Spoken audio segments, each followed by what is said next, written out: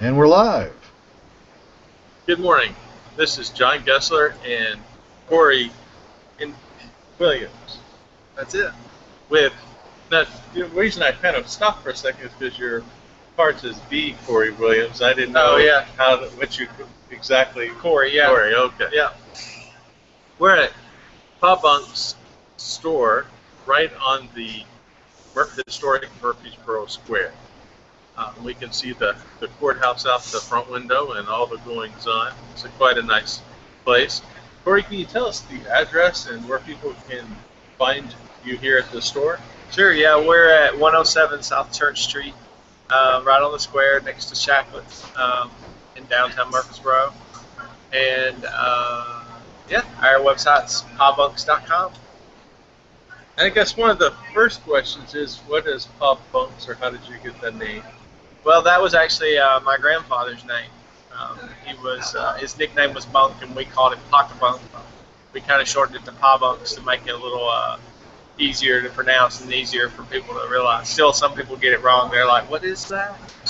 But he was a farmer his whole life, raised 10 kids, and was always passionate about food. So I guess that's kind of fitting that we used his name for it. It's actually his.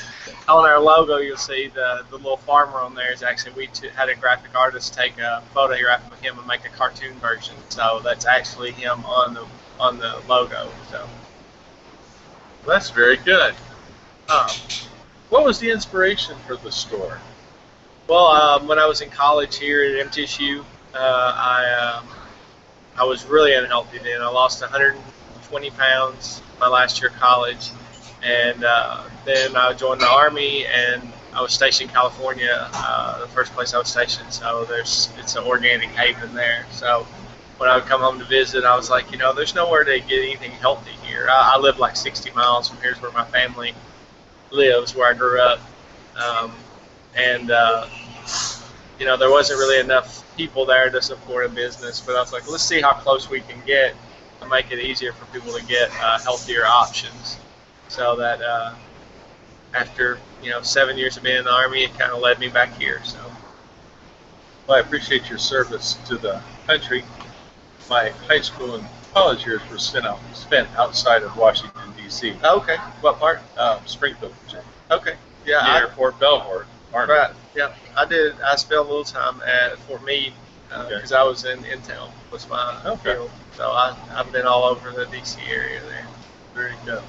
I know now it's somewhat popular to thank people for being in the military, but my mom has worked for the government for over 40 years, and she retired several years ago. So it's always been close to us. Right, absolutely. But it wasn't popular for everybody else. That might be a different show. I like talking about those kind of experiences, sure, yeah. But we'll stick to what we're here for today. Okay, sounds good. We talked about the name of the store and the inspiration. What types of products? Of course, we're talking about being healthy and all the rest of it, and living in California. So, what kind of healthy products, and what is the difference the products here versus what we get in a conventional grocery store? Well, one of the major things we do is, which it doesn't make up our sole business, but we do lunch here. We pre-make sandwiches and stuff that are made with organic breads and meats and stuff, which is the only place you can get those around town, especially downtown. All we have is sit-down restaurants, so the ability to just walk in and grab a sandwich and leave has been really good for us. It's what created our traffic flow that drives our grocery sales. The other thing we do that's different is we have a lot of local products. I have about almost 40 local vendors that we use. So, our coffee is roasted right here in town from Just Love Coffee. The milk we use in our coffee and the milk we sell is made right here about 20 miles away at Hatcher Family Dairy. So, that's some of the things we do that kind of set us apart from the conventional type of grocery stores. That, and we try to cater to our customers. We help them out with their groceries and do whatever we can to make them feel at home. We want it to be, like going home to your parents to eat. That's why we have this big family table. You guys can't see it, but we're sitting at a giant 6-foot-long table that's got 6 chairs, so it's like, you know, eating at your mom's kitchen table. So that kind of atmosphere is what we try to promote here, so that people feel comfortable about coming in here, and they want to, you know, try the different things they see all around them, and hopefully they find something they like, and that will help them to get a taste for eating healthier, and realize that eating healthier doesn't mean you eat something that doesn't taste good or is bland, which is a stigma that we have to get past, especially in the South, because people like to eat fried food and heavy meals. I did when I was growing up, for sure.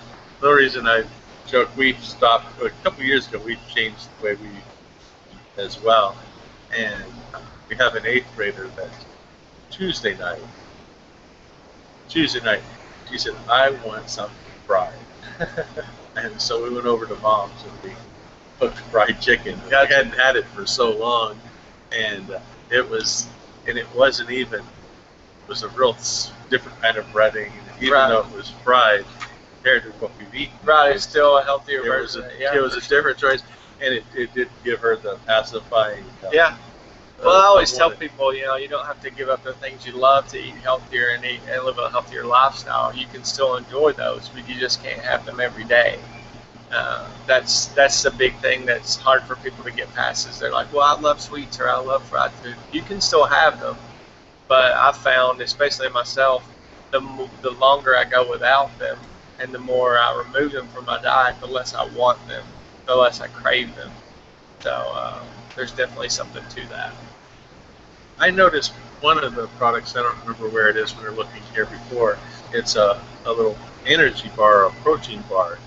And one thing I like, of course, is a bacon, egg, and cheese biscuit in the morning. And I've pretty much cut those out and replaced it with those bars. Yeah. And still, the bars give me something to chew, and then I eat a little bit later a small snack. Right, yeah. But yes, you don't have to. Okay. Hey, John, I know you guys are talking about health food and stuff, and I also have changed my diet over the past year or so. It's mostly organic, mostly healthy food, and like Corey was talking about, it tastes just as good, sometimes even better. One of the things that I've noticed is that in eating a healthier diet, whenever I do occasionally go to, say, a fast food joint or something and pick up the occasional nasty burger or whatever, I can really feel that. After 20 minutes or so, after I've eaten that junk, I really feel it, and I feel bad. So we're eating this stuff that's not healthy, by and large, going through our lives, and that's a cumulative effect. It's building up. We're feeling tired. We're feeling down, and all this stuff. If we would just start eating healthy, try it for a month or so. Organic, fresh stuff, raw foods, whatever your thing is, and then go back to Burger King or something and try one of those burgers and see how you feel, and you'll notice a huge difference in eating healthy food. Stuff like that's in Paul Bunk's there, organic, free-range stuff, the good meats, no GMOs, all that good stuff. You'll really notice a big, huge difference. And if you don't, I'll give you your money back. What's that? I said you'll notice a big difference, and if you don't, I'll give you your money back. I always tell people, to try it for 2 weeks. Just eliminate all the bad stuff in your diet and eat clean for 2 weeks, and then go back and try something that you ate before. It's going to make you feel completely different. Your body's going to feel different. It's going to react different. It's going to perform differently. One of my favorite sayings we use around here a lot is garbage in, garbage out, or you are what you eat kind of thing. What you put into your body directly correlates to the performance you get from your body. So. Yeah, it's a huge difference. I mean, I noticed it. I've got everything now, even coffee. My coffee is organic, so everything I do is good for me, mostly. One thing I've noticed is drinking a lot of water. And I know there's some. If you go to a doctor, of course we're not doctors and all the rest of it, but if you go to a doctor, depending on your weight and age, will tell you to drink so many ounces of water. And one thing is with my childlike bladder, though, I've noticed that when I continue to drink a Coke or some other soft drink product, I'll still go to the restroom some. Boy, you drink a lot of water. And I went to the doctor and he says, yeah, because a lot of that stuff stays in your body. It doesn't go through where water does what it needs. Right. So yes, garbage in doesn't always mean garbage out. Sometimes it means garbage stays in. Yeah, for sure. Of course, that's a freebie. But what makes the store unique here? Like you said, the sandwiches, there's some nuances I think that are fairly visible, and the table, the feeling you get. What are some of the other consequences of having your own store? What do you do to make it different? Well, the big thing is, like I mentioned before, we try to do the local products, and that that enables people to buy things that are local to the area.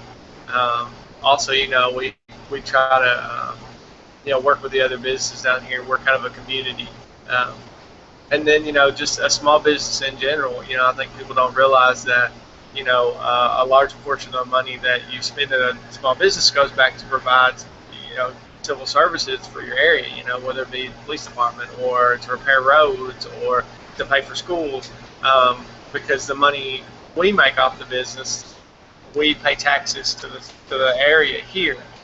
But if you're buying from a big box store, it's not the same. A larger portion of it goes back to wherever their community is or wherever their headquarters is at.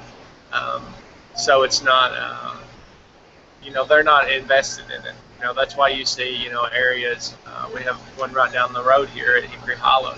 That area's kind of desolate now, and it was thriving 15 years ago. And big box stores don't have that commitment to the area. I always tell people, when the big box stores decide that, they've drained this area, they're going to move to the next area. The small business owners like myself, we're the ones that are left to pick up the pieces and keep the economy going here. So, I think people, that's a uniqueness about us, is that we're local to here. That, and our location, our building in general. Our building is 174 years old. We're right in the heart of Murfreesboro. This is where the town started. And we're, mostly a walk-up business, so we get a lot of people that walk in. So everything from the style of the store, was intended to feel like an old general store that I grew up going to when I was a kid. Right. We lived out west, and one of the places we lived was Prescott, Arizona, and it had a similar feel to this. And a lot of the downtown businesses had these wood floors, and my grandparents had the same kind of wood floor. Right. It does have that feel. Yeah, for sure. Yeah, we, I lived in a little farm community, and we had an old store there that was just like this. It was a big store, not a very big store, but it had you bought everything you needed there. And we went into town once a week. I know that seems like something from the 50s, but I grew up in the 80s, and it was definitely like that where I was at. So I think that, I think more people are going back to that. People are getting tired of going, a lot of people are starting to realize that they spend less money, even though they pay a little bit higher price going to a smaller, more local store, because we don't have the buying power of a big store. They end up spending less in the long run, because when you go to a big, giant, department store chain, you might go in there for one thing that costs you $5, but spend $30 because of all the other things that are around you that you see. All right, moving on to the next question. I'm just kidding. That's what we gotta. We're not getting personal here. It's true. Go into a store and you think, well, we just need these 2 or 3 items. Yeah, for what sure. about this, that, and the other thing? Really? But, I think that's, I tell people that every day, when they say that organics and all natural food is a higher price, but you're investing in your health. You choose where to spend it. You can go buy cheap food and buy all the little knick-knack things that are that you see as you're walking around the big store, and or you can not buy those things and spend a little bit more on your food and your health and what keeps you making money. But if you're not able to work because you're in poor health, then that drastically cuts down your ability to spend.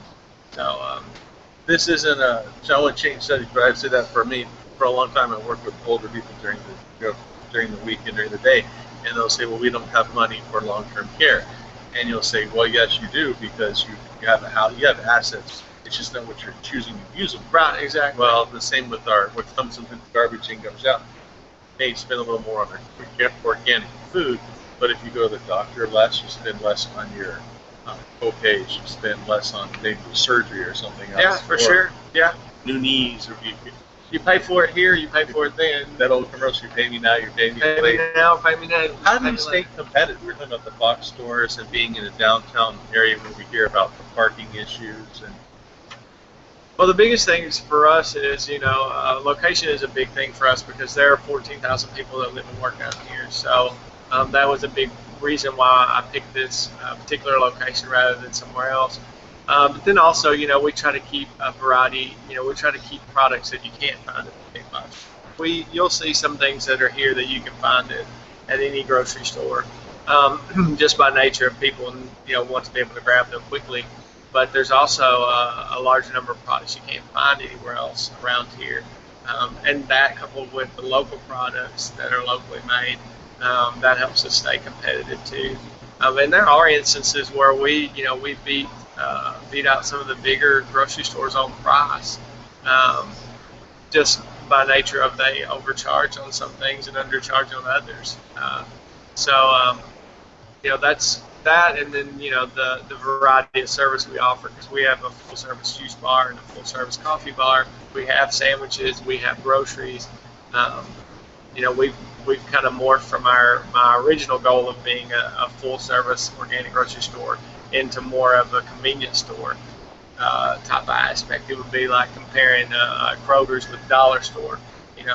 That's kind of where we're at. We've got Whole Foods is the big chain, and we're kind of like the dollar store of natural organic foods. we kind of touched on. You said there's 14,000 people here downtown or in this general Right, that live and vicinity. work here. How does that help or hurt you in the marketplace? Is that enough people to sustain a business, or is it growing? It helps. It definitely helps because it allows us to have a customer base that we can work with. We have a large, probably half the customers that come through the door every day are the same customers every day. So it gives us a foundation to build on or keeping our business going. So I know that I can maintain, I know I can pay the bills based on my general traffic flow that comes in every day, and then the new customers we get in are people that come maybe once a week or once every couple of weeks. Those are icing on the cake. So it's definitely helpful to us. It does hurt us a little because, like you mentioned, the parking situation, which really is a parking situation as far as I'm concerned. I mean, we have, 1 hour parking all around the square, and a block away there's a parking garage that has almost 600 parking spots in it. I think a lot of people don't comprehend that. They'll go to a big box store to the mall and they'll walk a quarter of a mile from their car to the building, but they won't walk a block here to the parking garage. But I think it's all in perception. I don't think they intentionally try to avoid it. I think it's just that they don't think about it in that manner. I parked in the parking garage.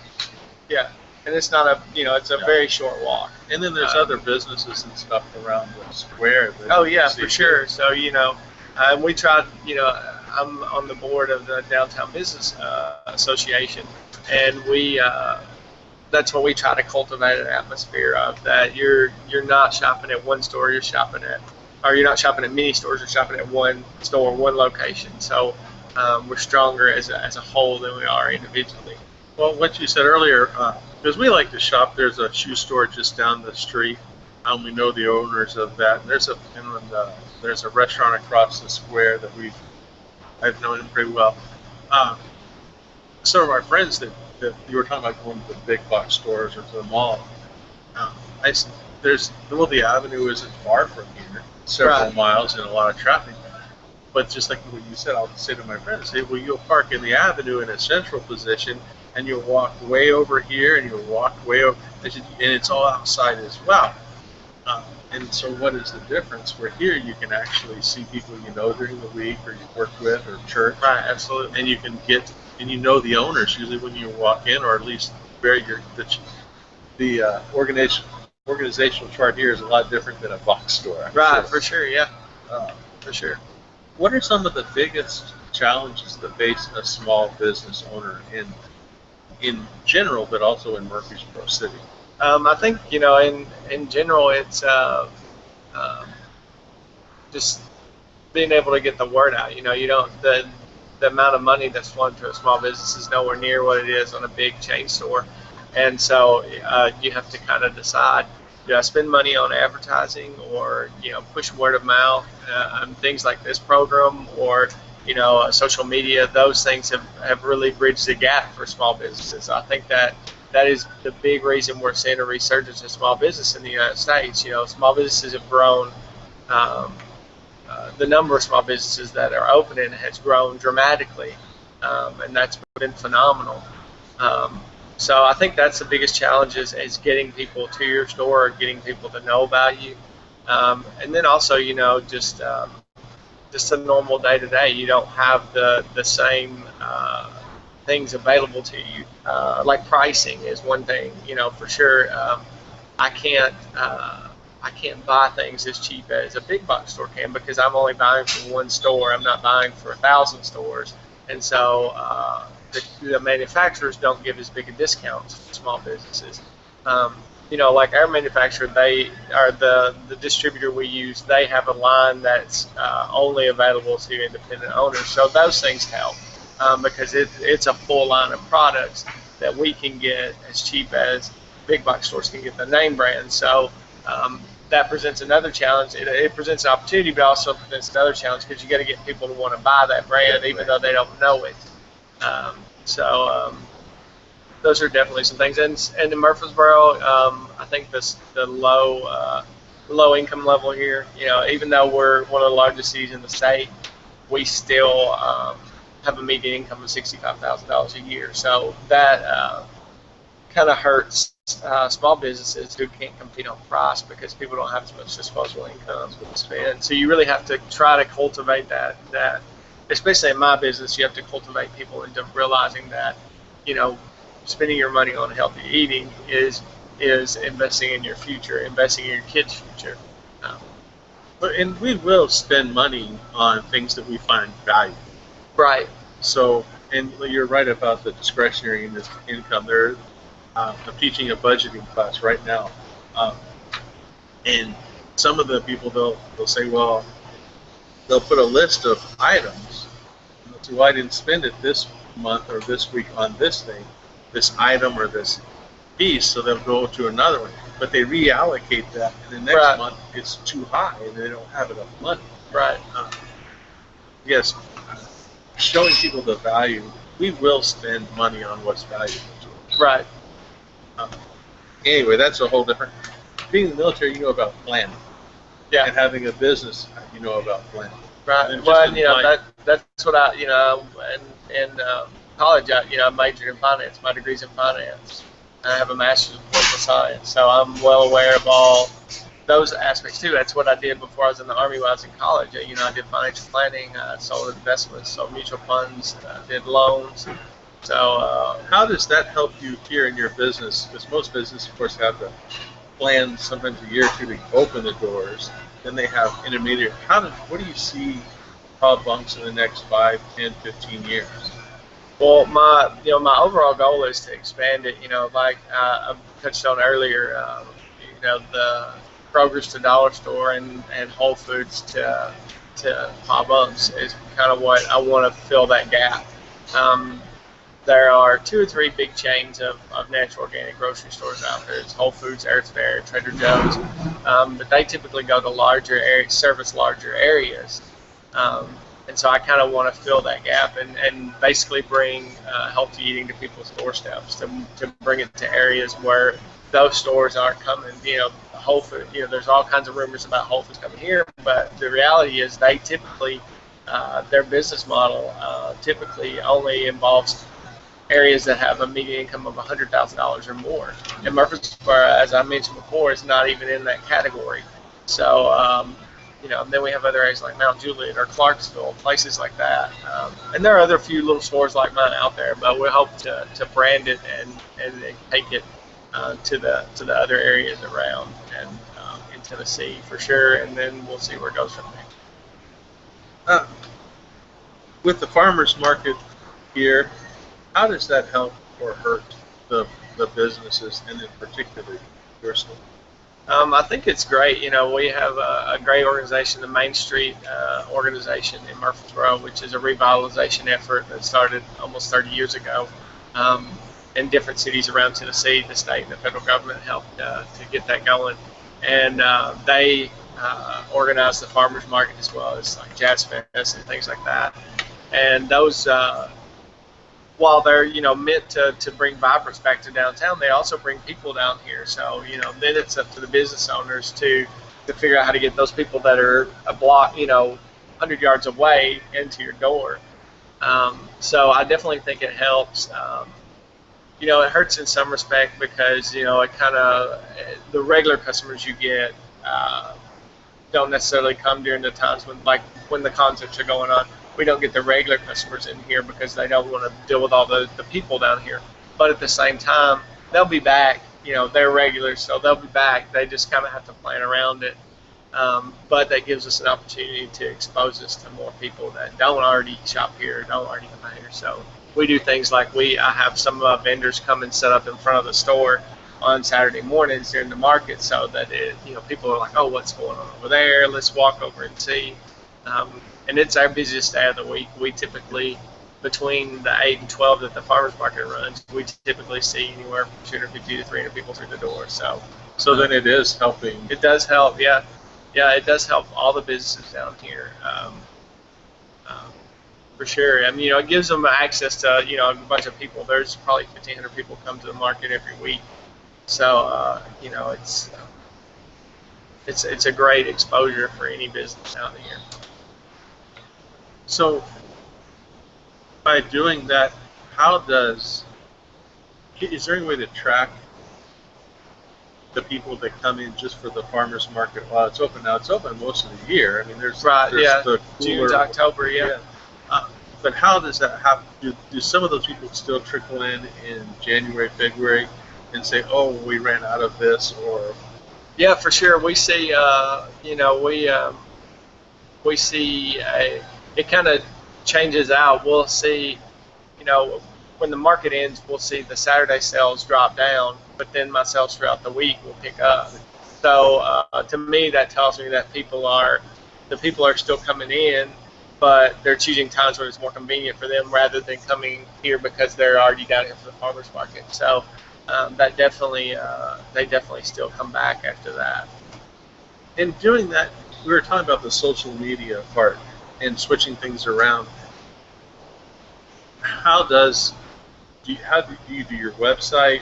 How do you do your marketing to capture or remind people that? We mostly just, we do social media. We use Facebook. We send out Facebook messages. Julian, one of my employees, he's up front right now. He does Instagram for us. He Instagrams photos, so that keeps us fresh in people's minds. Our website, we have a great website designer that we work with. Well, he built our site, and he's kind of like a person I call if I have questions or we need to change anything. And then we utilize a program called MailChimp to send out mass emails. We have an email sign-up sheet on our website. And introduce me to MailChimp. Yeah. Yeah, it's a pretty cool program. It does great, And then when we built our site, we built in Google Analytics and things like that, which helps to track the people that are out there, our demographics and things like that. So we utilize all those tools we can. I know you probably noticed we use Mac computers in here, so there's lots of things we can integrate, and we take advantage of any opportunity we can to get free press out there. So. Well, shows like this, it works for us. It helps us as well to get the word from Murfreesboro, and it helps us in our businesses as well. We're talking about the Jazz Fest, and I know here coming up pretty soon, Halloween is coming, and then they have the Friday night music on the square. I just forgot what that's Friday Night Live. Friday Night Live. Yeah, and that was the last one was last Friday for the season. Do you change your hours based on those activities? We usually do when there's something going on. We usually stay open a little later, just to kind of be open. People walk through the door. Some of the other business owners do, and then we will. Like Christmas time when we have the Christmas tree lighting, we usually it's kind of, I guess this will be our 4th year here at Christmas, our 3rd year in business, but we open like 2 weeks before Christmas the first year. So we typically my whole family comes down, my sisters, nieces, and nephews, and we'll go out on the sidewalk and pass out free hot chocolate and hot apple cider and things like that. And then of course all the business owners down here go and stand in front of their stores and pass out candy at Halloween. We typically have between 2,000 and 3,000 trick-or-treaters down here at Halloween, and we always try to get some of our vendors to donate products, healthy things. Like last year we had glee gum and endangered species chocolate, and the year before we had pencils and bookmarks made from elephant dung, and different things like that. Boy, so, that's a real yeah, that was a crowd pleaser there. Moms and dads everywhere coming here. For sure, yeah. But we're trying to work on that with the other business owners this year, so try to cultivate more of an atmosphere of let's don't give out junk, let's give out some, whether it be something kids can use, or kids. I talk to so many parents, they're like, we only give our kids a small portion of what they get on Halloween, and the rest goes in the trash. So, as a business owner, you got 3,000 kids, you're spending like $300 or $400 on candy even if you buy the cheap garbage stuff. So, and we work together down here. And try to make the best of events, and we work with Main Street. We've got a new program we just launched this month called Downtown Deals. It's a page on our website, and we have a QR code that'll direct you directly there, and it's all discounts and coupons for downtown, and that'll change every month throughout the whole year. So that's intended to bring people in and bring repeat business. You were talking, you grew up close to here, relatively close. And Corey, why in Murfreesboro? We were talking about the size of the town, the economics.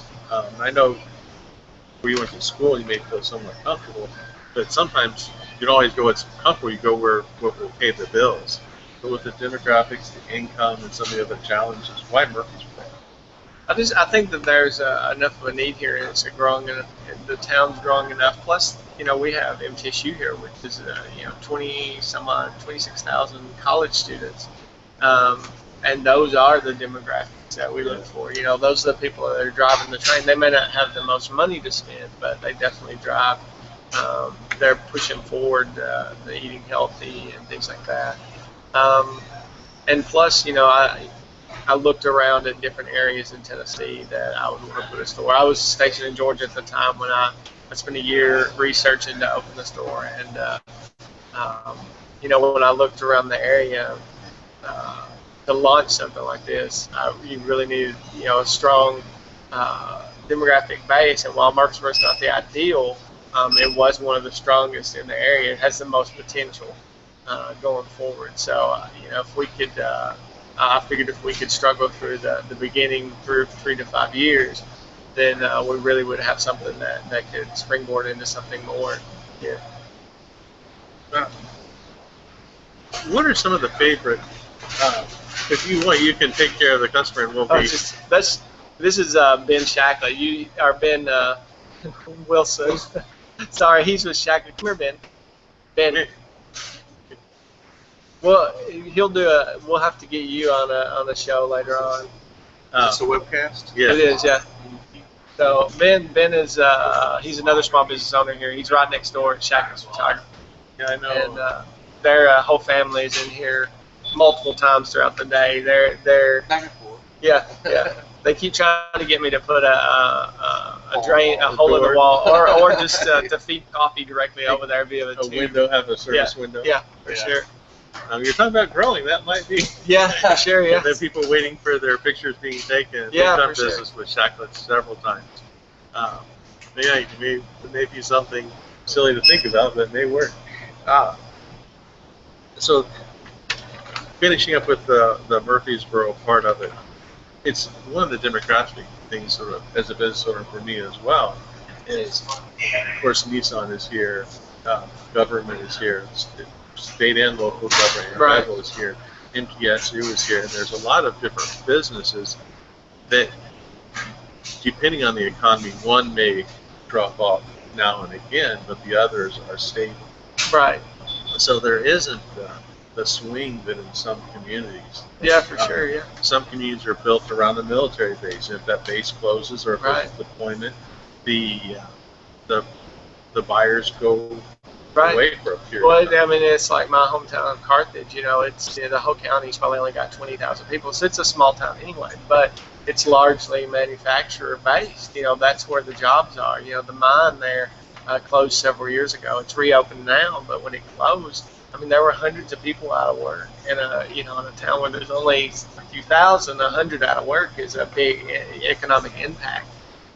You know, there's no state or local offices there, or there's no college there. You know, there's no, like you said, there's no median there to work above. So when factories close, it's detrimental, and a small business. Most of the small businesses there are gone. The Main Street there, they have a big box store, if you will. I won't name the name, but they have one of those, and all the small businesses are gone. Main Street is just kind of a few little law offices or whatever, but they can't survive in that type of atmosphere, especially when the economy's down. What are some of the favorites of yours in the store? I know that you're a business owner. You can make some.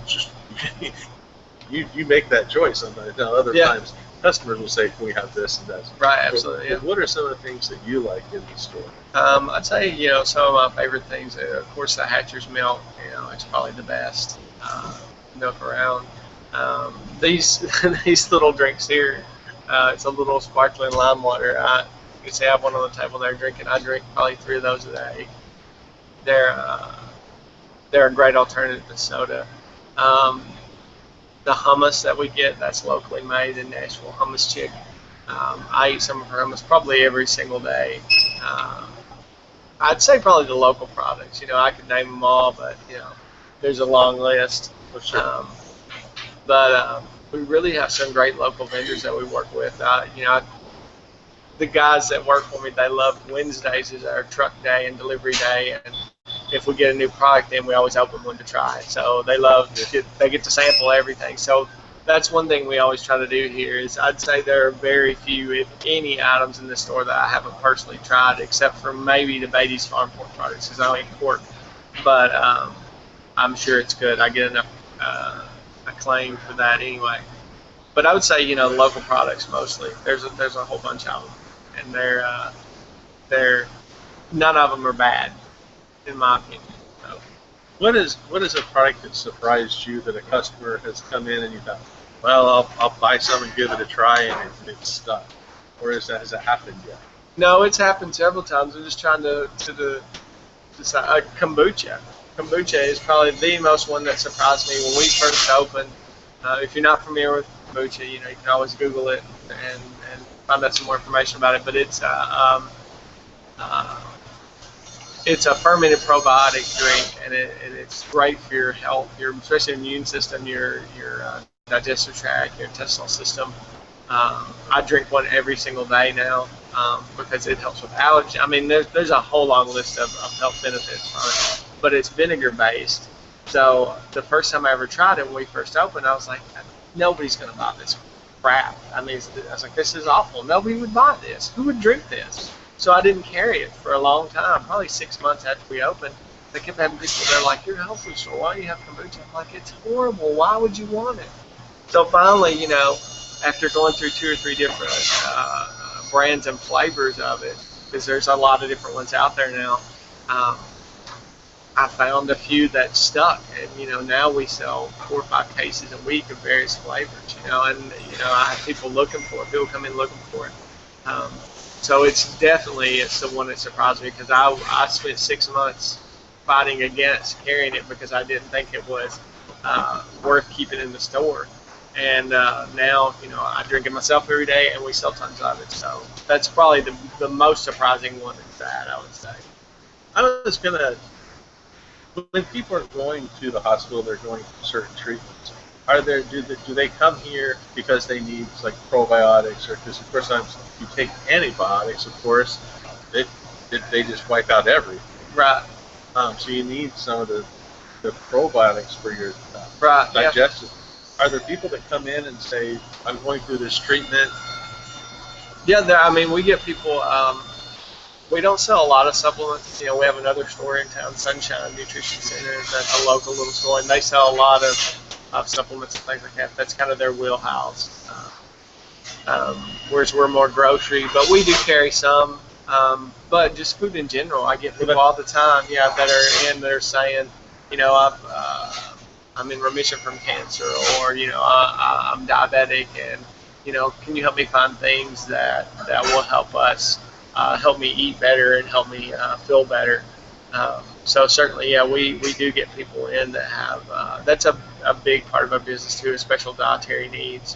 Gluten-free, we sell probably the most variety of gluten-free products in the area. That's been a big driver for us. I know it's really popular right now, but part of that's hype, and part of it is, it's just now become, people are now discovering the issue. They felt bad for a long time, and they're just now realizing what the cause of it was. So that's been driving that for a while. People who are vegan and vegetarian, we try to carry a good selection for them because they don't have anywhere. A lot of them can't even eat it. If you're vegan, a lot of these people can't even eat anywhere around here because even things that are considered vegan might be cooked in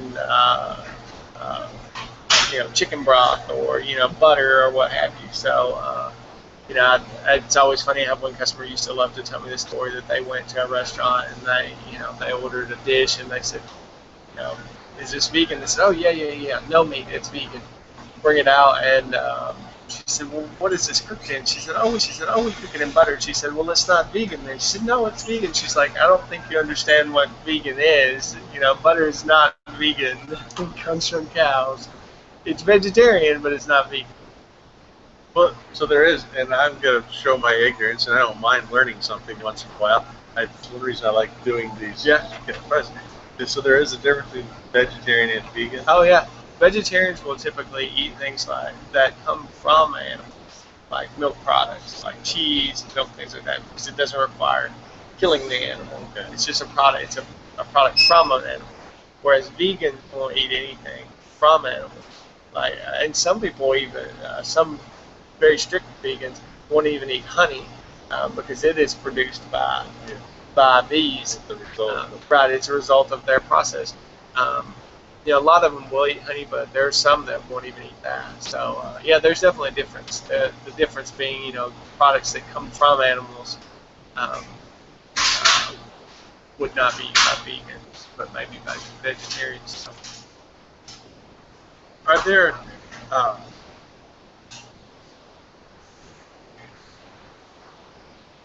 there products that you would like to get but you haven't brought in the store yet, or is not that you're going to stop what you're doing or not grow, right, like we said, but are you pretty comfortable right now that for the most part when people come in for a local organic or I'm going to say old grocery store, but it's not an old grocery store, right?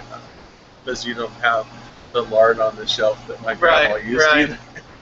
But that's where I'm going with this. Some of the products that were cooked when my grandma was northeastern Kentucky, they did have, everything came from the farm, right? And it didn't have the additives and the preservatives and all the antibiotics and stuff that they give the animals. This stuff that you bring in, is it pretty much the same way? Yeah, for sure. Yeah, and we do. Like I mentioned before, we have Beatty's Farm pork products, which are local here in Murfreesboro. They're not an organic company, but they're local, and they use the old school practices of how meat was processed and produced back then. But I guess the big things that I'd love to have more of that I don't, and where we're at kind of prohibits that, is we don't have a big select. We don't have fresh meat. We don't have a lot of fruits and vegetables. We started out selling a lot of fruits and vegetables, but I can't compete with the big box stores on those. With things on the shelf, I can compete more with those, but the margins are really low on produce, and people not as many people eat produce as you think. But we have really started. Yeah, like I said last year. right. So It's basically but you're fresh right. produce. Yeah, we don't. But when I go to a friend's house, a lot of times there's not, especially fresh, is not there. right, exactly. So that's something I started out having a lot more of, and I'd love to have more of. But it's just it doesn't work with the current flow of traffic we have coming in here. And it has short shelf life. That's I mean, good. the shelf life is really short on produce, so you have to be able to turn it over pretty fast. You don't have a week on some of those things like you do with, like even milk is shorter, but it's even usually 2 or 3 weeks that you get. You don't get that on produce, so you have, if you can't move it, you can't keep it in stock. So that's and fresh meat's the same way. You know, we sell frozen meat, but to sell fresh meat, I really have to move a lot of it and move it fast, because by the time, you know, a pound of ground sirloin is sit for a week, it's trash. It's not very pretty. Yeah, it turns gray and it's ready for the trash. But we try to help people find those things. We have another local business called Tags 5-Star Meat over on Mississippi Christian Drive, and he is it's just a butcher shop, like an old school butcher shop. I wish he was downtown. I would love for him to be downtown. I think it would be great for him and us. But he's been there about 12 years, and he does natural organic meats and fresh meats, and he stays swamped. So, I usually guide people there. I'm like, go over to the Tags. He'll take good care of you. Or I send them down to CNF Meats in Triune, which is another local place that they slaughter their own meat, and they have a little store on their farm there. So when I'm going out 96, when I used to work in Brentwood, I would try 96 rather than 840, because it takes you so far south. Right. Yeah. Or then you got to double back over. Yeah, I think it's like 13 miles, I think. Yeah. And the other option is 24 down to Bell Road, which is not that's fun ugly either. Yeah. So I would go by that quite often. Yeah. They're really nice people out there. We buy. Well, I haven't had any in a while, but we have in the past. We bought frozen beef products from them, and we buy it fresh and then freeze it and sell it frozen. But I found that it's just as well just to send them over to Tags, or if people want something and they want a special order something, then we'll get it. And then things like turkeys, we usually get it in organic turkeys at Thanksgiving time, things like that. So those are things that I wish we could do more of, but just like I said, the location and the demand here in Murfreesboro just kind of prohibited it at this time. So maybe we'll grow into it. Are there how many? I mean, with this table here, and it's neat, and there is some space in the aisles, whereas if you go to a big box store, you can't hardly walk through the aisles because they've got so much stuff crammed in there. Do you have some room to grow here, or is this? We have a little. My ideal would be that we could open another location in Murfreesboro, that we could put our kitchen and things like that in our inventory and our stock there, and then just bring it over here as we need it. That would give us another 500 square foot here, or we could leave it like it is and just support it from another location. Because there's the one thing we do have. I have another 1,500 square feet upstairs, but it doesn't meet fire codes for fire exits, so I can't utilize it. But I've always wanted to. My dream would be to have a test kitchen up there and teach cooking classes. And have additional seating and have guest chefs and stuff come in and teach classes. So maybe someday we'll get to that. I worked at a salad dressing facility in Middle Tennessee, and that was one of the things they did. They brought in a chef. Mm-hmm. I was in the marketing department. That's when we were clamoring for it, was because the company would say we wanted the sauce or this dry mix to taste like this. Well, you'd either have to have it made somewhere else and brought in and packaged, which that defeats kind of the purpose of doing it. Right. And so when we brought in our own chef, he could make it there on site, and we had the ingredients, and you could go back to the plant and make it replicable. Right. And that was neat, having a chef there. And we did like certain days, because he had a test for when the other corporations would come in, their management, they would test it, and maybe it's worth just a small portion, but you have to make a batch. So we would You get to get try food once in a while because they didn't have to have the food to put the sauce on. Right. I've heard of some place. There's somebody telling me about a company. I think it's in Texas that say you're a restaurant or whatever, and you make a soup that people love, and you want to replicate it. You can send them the soup. They'll replicate it and then send it back to you packaged, so that you can get it like prepackaged of your own recipe. So that's pretty cool. Again, Corey, can you give us some information, your location, the store hours, the website, and some of the maybe a little niche market that's growing for your business before we go off the air? Yeah, sure. Yeah, we're Pawbunk's Natural Market Cafe. We're on 107 South Church Street, downtown Murfreesboro, right on the square. We're looking right out at the courthouse. We're next to Shackleton's. Our website is pawbunks.com. We're open from 8:30 a.m. till 7 p.m. Monday through Friday, and 7 a.m. to 6 p.m. on Saturday through the farmers market season. When that ends, the end of October, we'll open at 10 on Saturdays. We're closed on Sunday. I guess the biggest niche that's growing for us right now is our coffee sales have really growing lately. I think the more Just Love Coffee is getting notoriety around the area and statewide. And even this year they were one of the finalists for Coffee Roaster of the Year. So that's been helping our coffee sales grow. And then our juice bar. Juicing's gotten really popular lately, and my guys are sick of cutting fruit and making juice, but we use all organic fruits and vegetables. We don't use any pre-made mixes or liquids. It's all fresh fruits and vegetables. So those are, I guess, and gluten-free products. Those are our biggest growing areas right now. So. Well, very good. All right. Thanks for having me, John. Well, I appreciate it, Corey, and it's neat, and I appreciate the invitation that sometimes we may do a show here where another guest, like you say, promoting other businesses.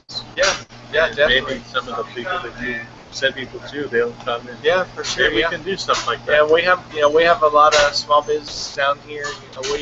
I mentioned I was on the board for the Downtown Murfreesboro Business Association. Sure. We have almost 82 members now. So wow. We have a pretty strong, and that's just in downtown. The membership's only open to people who are in the Broad Street to Memorial to Clark to Middle Tennessee block. So 82 businesses just in this area. So that's a pretty good. That goes to show you how much small business is growing in this area, especially to have 82 just here, and then they're spread out around town. There's more. So certainly come back anytime, John. All right. Well, Ken, punch us out of here.